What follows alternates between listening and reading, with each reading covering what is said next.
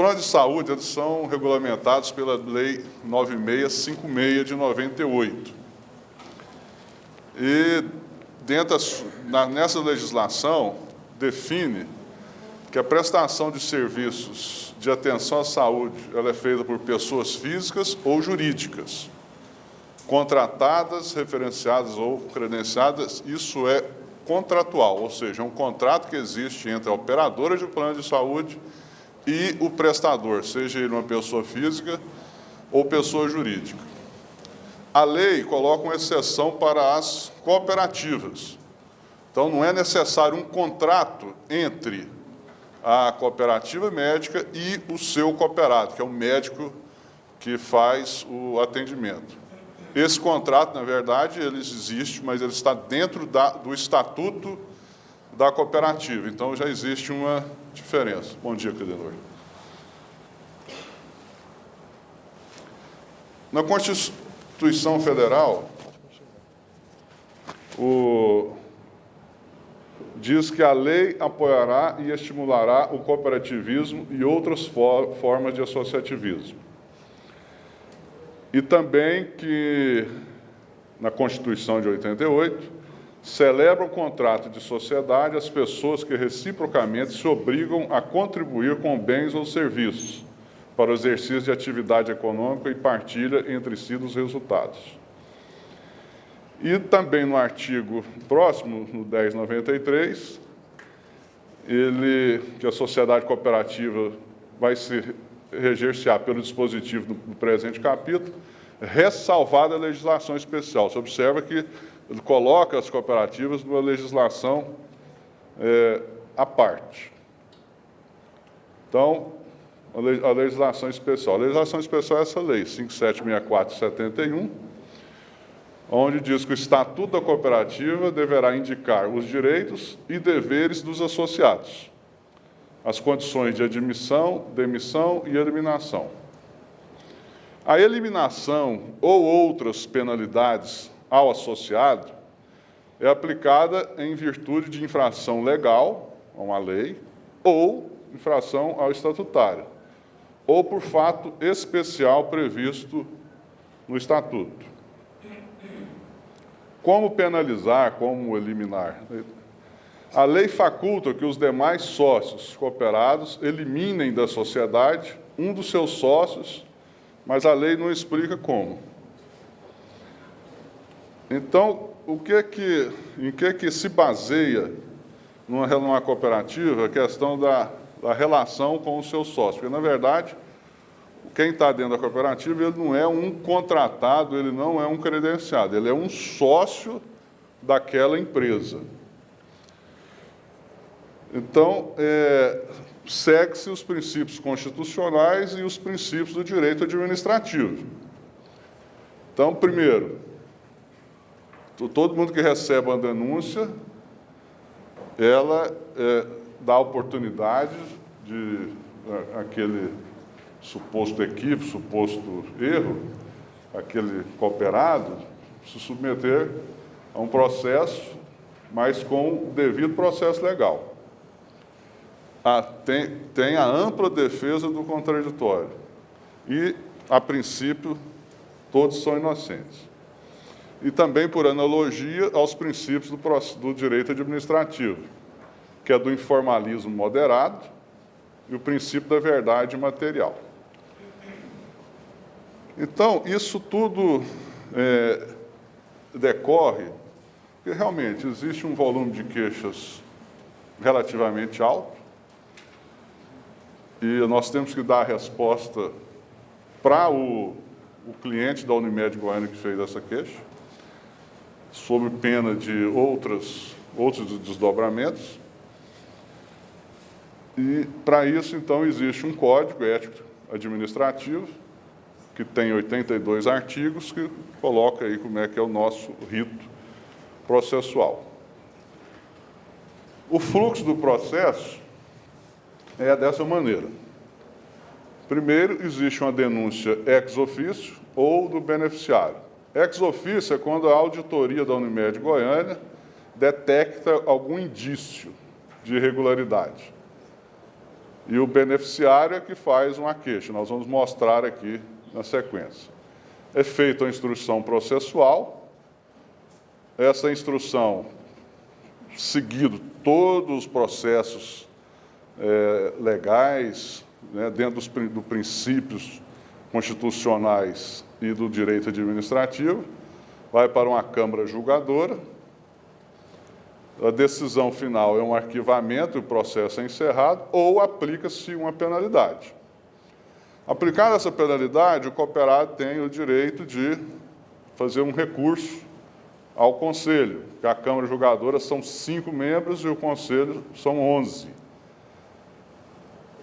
Mantida a penalidade, o cooperado tem o direito de fazer um recurso, no caso de eliminação apenas, para a Assembleia Geral Extraordinária. Então, dados estatísticos. Até o final de 2013, existiam 285 processos em trâmite. Nós somos praticamente 3 mil médicos cooperados, existe na cooperativa. Então, para a gente ter uma noção assim de volume.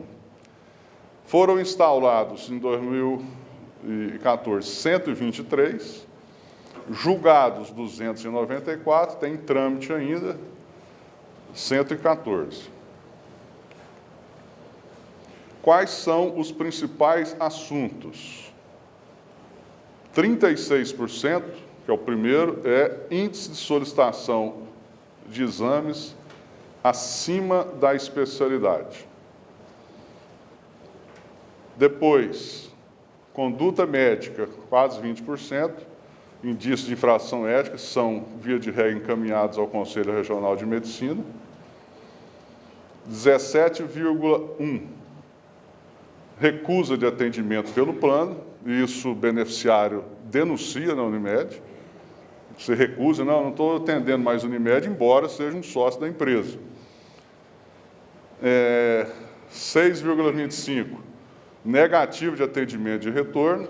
Não, atende a primeira consulta, agora a próxima tem que pagar alguma coisa.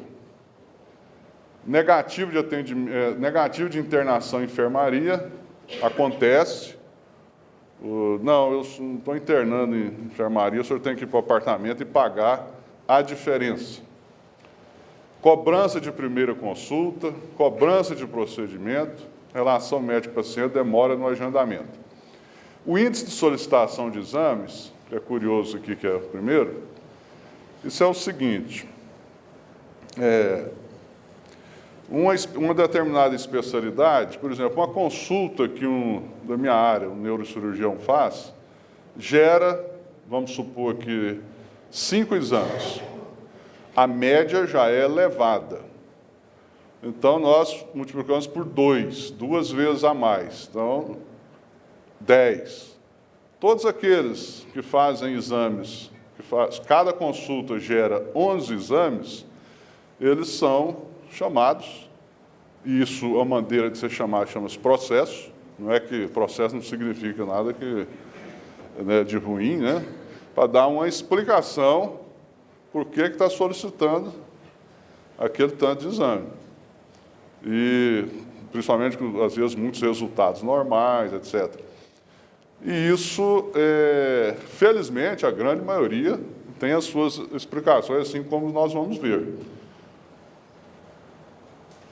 E a finalidade disso também, principal, é a questão educativa.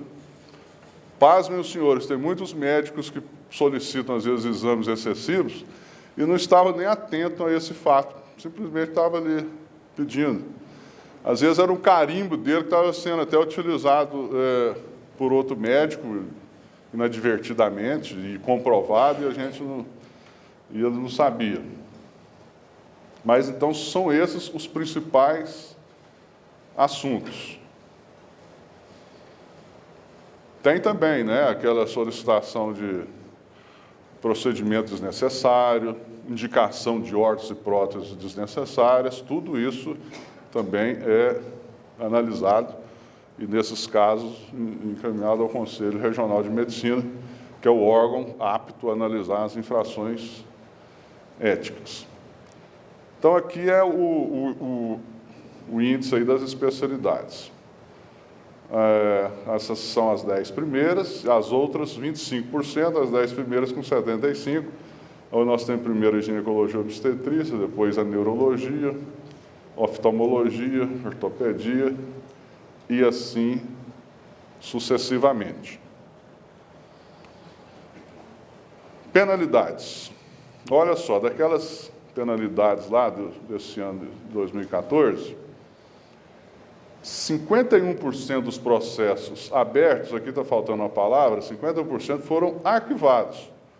Houve uma denúncia e simplesmente foram arquivados. E a resposta dada ao beneficiário, ao cliente que fez a queixa, é que foi analisada a situação e as medidas administrativas cabíveis foram tomadas.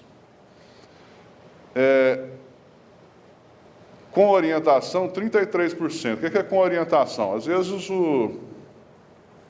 o cooperado, isso já é um beneplácito, vamos dizer assim, isso não consta do Código de Processo, mas às vezes o cooperado cobra uma consulta inadvertidamente.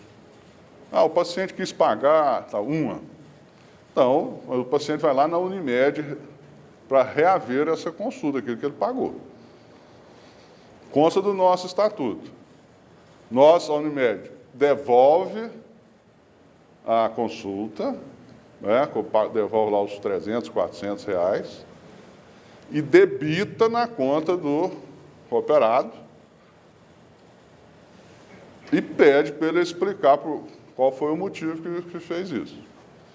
Se isso vai sendo repetido, então isso até chega a ser educativo, tá? Questão de excesso de exames, questão de procedimentos, cobrança de consulta, isso chega a ser até educativo. Porque aquele beneficiário, se ele vai ao PROCON, é líquido e certo que vem problema. Se ele queixa na Agência Nacional de Saúde, vem problema, e às vezes multas assim, altíssimas, de 50, 70, 100 mil reais. Porque o contrato, porque a relação é operadora, cooperativa, com o seu cooperado, seu prestador, existe uma outra relação que é com o beneficiário, aquele que compra o plano de saúde. O contrato com o beneficiário é que ele vai ter um atendimento e não vai gastar um centavo, dentro do direito, dentro daquilo que está dentro das regras contratuais. E se ele gasta alguma coisa que ele tinha direito, é líquido e certo que se ele for em qualquer lugar, aí ele vai conseguir reaver isso e às vezes até com dano moral. Essa situação em ser já cooperativa, ou seja, aos demais sócios, um custo, um gasto a mais, né? Que devido a esses equívocos. Então, 33% dos processos abertos são arquivados também com orientação. Vocês observam daqueles, em torno de 150 processos foram abertos no ano, olha só aqui o resultado. Advertência verbal, 0, nenhuma. Advertência por escrita, 12. Suspensão. Suspensão ela pode ser de 1 mês, 2 meses, 6 meses, 1 ano das suas atividades. E eliminação, 2 cooperados. Possivelmente com recurso agora para a próxima Assembleia. Tá? E o interessante disso tudo é o seguinte, alguns recorrem à justiça, que a justiça, o poder judiciário aberto a todo cidadão, né? E o interessante é que as decisões judiciais, desde que seguido todo o processo administrativo, com defesa, com contraditório, todo o processo legal, interessante a decisão do juiz é assim, está tudo certo, porque a lei faculta vocês terem regras. Tá? Não pode ter um processo assim, que não dê todas as oportunidades. Mas o interessante, gostaria de chamar a atenção, que embora tenha várias denúncias, o resultado de apenamento, ele é relativamente baixo, né? na sua relatividade, né? Baseado aí nos quadros 3.000, apenas 17 aí tiveram algum tipo de apenamento ao final. Como evitar? Primeiro, a questão do conhecimento, do chá, os conhecimentos, habilidades e atitudes. Conhecer o Código de Ética Médica, isso é muito importante para os estudantes, para os médicos mais jovens. Conhecer, no caso das cooperativas, os direitos e deveres societários, as normas da cooperativa. E, no caso dos demais planos de saúde, as regras contratuais, aquilo que está estabelecido em contrato. Finalizando, só retificando, o mais importante dar uma legalidade numa instituição igual a nossa, de seguir os processos, é a questão educativa. Ou, às vezes, existe um desconhecimento e isso acaba se provocando uma educação aí e trazendo mais justiça e mais dignidade no relacionamento entre todos da comunidade, da nossa sociedade. Então, era isso. Muito obrigado.